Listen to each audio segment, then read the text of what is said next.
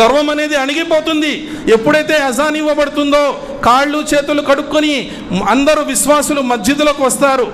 ఆ తర్వాత ఇమాం ముందు నిలబడి నమాజ్ చేయిస్తారు. ఆయన వెనకాల అందరూ బారులు తీరుతారు. అలా బారులు తీరేటప్పుడు డబ్బులు ఉన్నవాళ్ళు ఒక లైన్లో, పెద్ద వంశానికి చెందిన వాళ్ళు ఒక లైన్లో, నల్లవాళ్ళు తెల్లవాళ్ళకు ఒక లైను, నల్లవాళ్ళకు ఒక లైను ఉండదు సోదరులారా.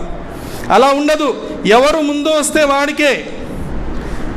ఇన్న అకరమకుం ఇందల్లాహి అత్కాకుం, ప్రవక్త ముహమ్మద్ సల్లల్లాహు అలైహి వసల్లం వారు అంటున్నారు, అరబ్బోలకు అరబ్బేతరులపై, అరబ్బేతరులకు అరబ్బులపై ఎటువంటి ప్రాధాన్యత లేదు. మీరందరూ మట్టితో పుట్టించబడ్డారు. మనందరి తండ్రి ఆదాము ఆది మానవుడు మట్టితో పుట్టించబడ్డాడు.